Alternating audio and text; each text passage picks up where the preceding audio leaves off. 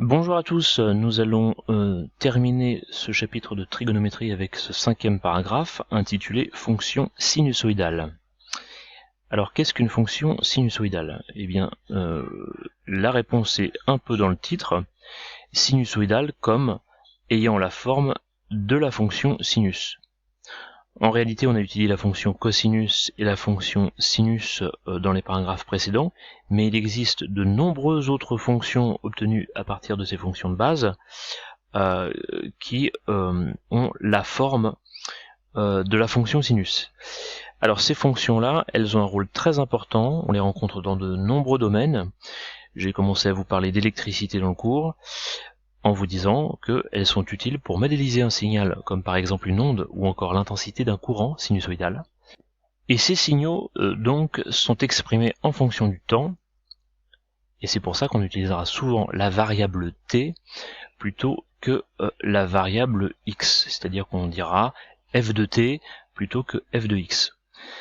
C'est d'ailleurs pour cela que souvent dans les exercices, on rencontrera le terme signal plutôt que le terme fonction.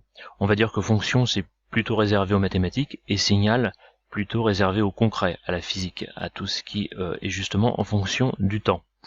Je vous propose cette première courbe là, qui est une fonction sinusoïdale. Elle a la forme de la fonction sinus. On pourrait dire cos là en l'occurrence parce qu'on voit bien que l'image de 0 c'est 1, mais que ce soit cosinus ou sinus, on parle de forme sinusoïdale. Et donc la question c'est quelle est l'expression de toute cette famille de fonctions. Levons tout de suite le mystère, ces fonctions sont de la forme, alors vous voyez f de t égale un nombre que multiplie cosinus de oméga t plus phi, ou alors un nombre que multiplie sinus de oméga t plus phi. Alors qu'est-ce que c'est que ce oméga t plus phi, ça fait beaucoup de lettres tout ça.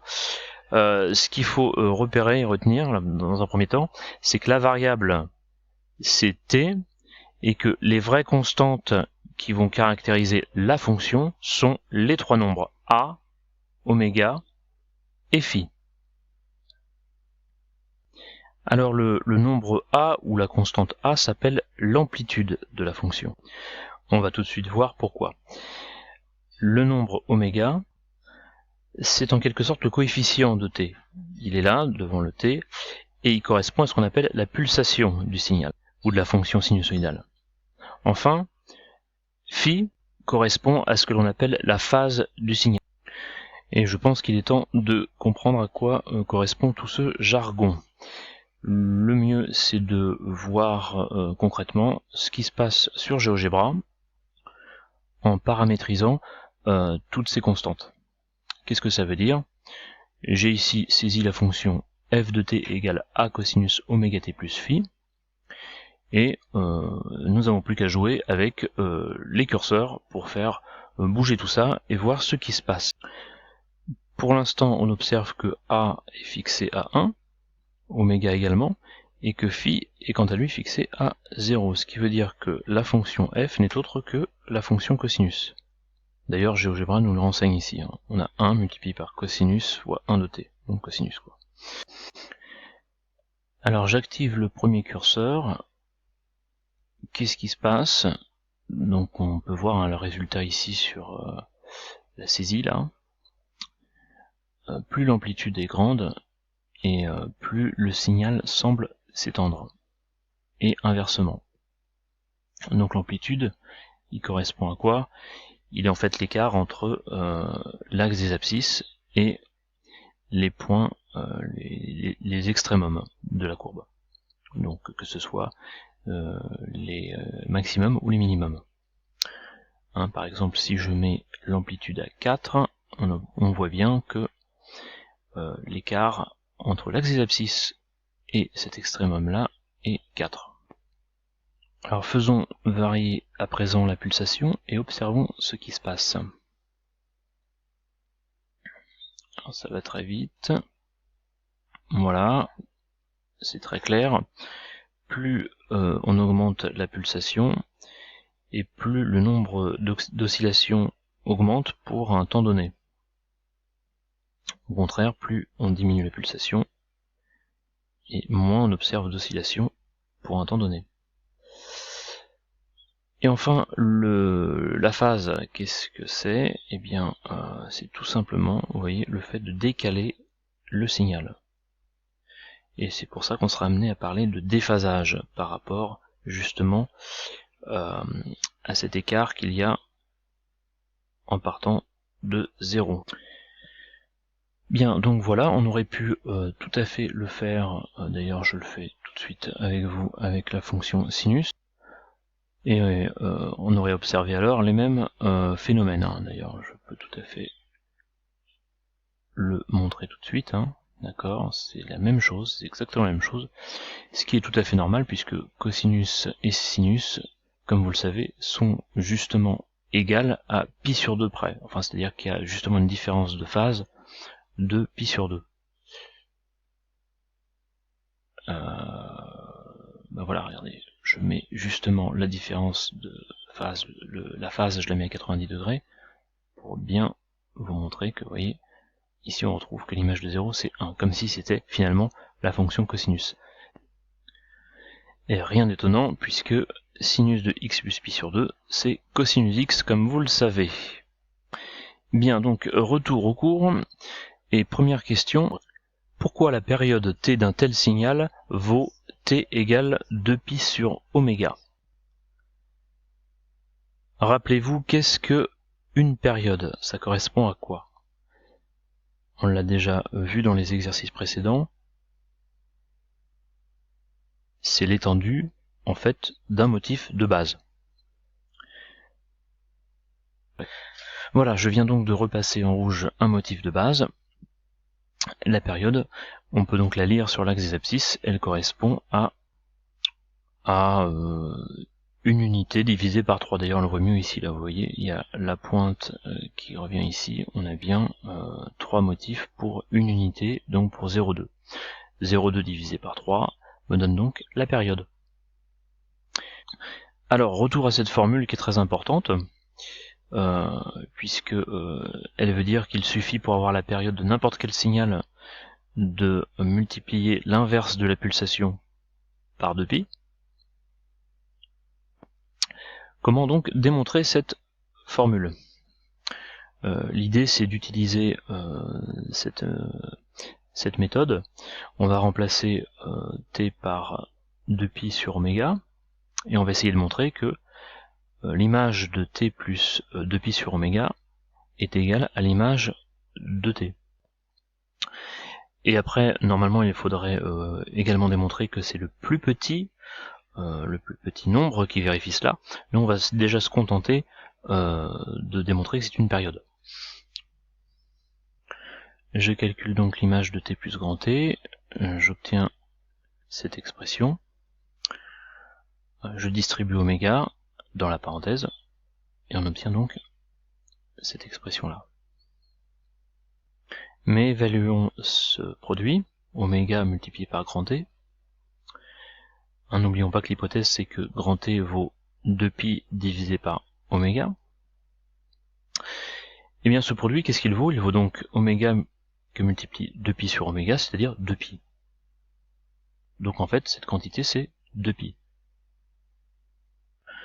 Or on sait bien que le cosinus d'un angle auquel on ajoute 2pi reste le même, et que donc cette expression est égale à A multiplié par le cosinus de oméga t plus phi.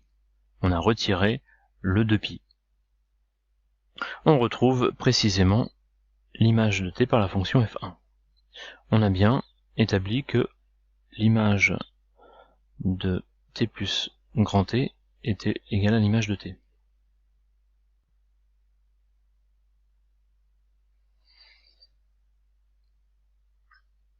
Alors nous avons parlé d'amplitude, de pulsation, de phase, de période. Il y a également la notion de fréquence qui est importante dans ce contexte. Qu'est-ce que c'est la fréquence d'un signal? C'est tout simplement le nombre de fois que ce motif est répété en une seconde. Quand je dis ce motif, c'est le motif initial, celui que j'ai repassé en rouge là. Et bien ce nombre de fois qu'il est répété en une seconde correspond à la fréquence. Et que vaut cette fréquence? La fréquence, c'est l'inverse de la période. Voilà, donc une formule toute simple à retenir, que l'on peut d'ailleurs vérifier sur cet exemple. Tout à l'heure, on a dit que la période s'obtenait en effectuant la division, donc 0,2, puisque c'est l'unité qui correspond à 0, par 3, puisqu'on a 3 fois le motif. Alors 0,2 divisé par 3, cela nous donne 2 sur 30, en multipliant par 10 au numérateur et au dénominateur, et en simplifiant, on obtient 1/15 pour la période. D'après la formule, la fréquence est donc l'inverse de 1/15, c'est-à-dire 15. D'accord, 1 divisé par 1/15, c'est donc 15 Hz. Alors l'unité de la fréquence, l'unité s'exprime en Hz. Celle de la période en secondes, 1/15 de seconde. Alors, on peut vérifier tout ça simplement sur le graphique. Pourquoi la période c'est 1/15 de seconde? Simplement parce qu'on voit bien que en une seconde, qui correspond à l'écart là sur mon repère de 0 à 1, d'accord, en une seconde, le motif qui est ici est répété 15 fois. De même, on voit bien que la définition de la fréquence est bien illustrée par cet exemple, puisque elle correspond au nombre de fois que le motif initial est répété dans une seconde. Sur toute cette seconde, on voit bien que le motif est répété 15 fois, 15, puisque 5 fois 3. Voilà. Alors on va terminer ce paragraphe par un petit exemple, un exemple qui concerne le son. C'est en effet à l'aide d'une fonction sinusoïdale qu'on modélise un son pur. Et je vous demande ici comme petit exercice de donner l'expression du son pur dont la fréquence vaut 440 Hz. Donc vous faites pause et à tout à l'heure.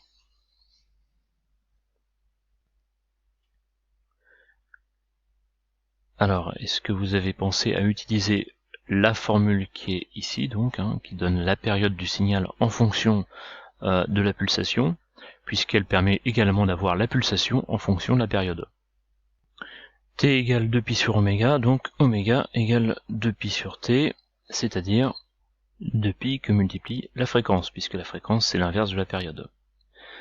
La fréquence vaut 440, 2 multiplié par 440 donne 880. On obtient donc une fonction sinusoïdale du type A que multiplie cosinus de 880 pi t plus phi. Alors l'amplitude à quoi elle va correspondre? Elle correspondra pas à la note de musique entendue, ce qui restera bien un La. L'amplitude correspondra au volume entendu. Et quant au déphasage, il ne changera rien à la perception. Donc voilà. Ce qui nous amène à 880 multiplié par 314, c'est-à-dire à peu près 2700, donc des pulsations qui sont très importantes. Le 440 Hz, pour vous donner une idée, c'est le traditionnel La du téléphone, et un son, pour qu'il soit audible, doit avoir une valeur en Hertz qui est comprise entre 20 et 20 000 à peu près. Je vous laisse faire vos propres expériences avec la fonction jouer son de GeoGebra qui est très pratique et qui permet en fait d'écouter les fonctions sinusoïdales. Pour exemple, si je mets donc jouer son, la fonction f, alors là vous voyez j'ai tout changé, j'ai mis une pulsation à 740 pour avoir justement quelque chose d'audible, et pour pouvoir voir la fonction j'ai changé l'échelle. Donc voilà, donc jouer son f1,10, donc sur une durée de 10 secondes, permettra d'entendre le son correspondant à cette fonction sinusoïdale.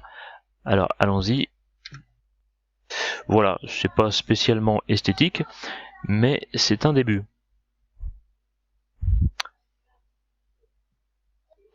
Allez, on recommence, et cette fois on fait évoluer la fréquence.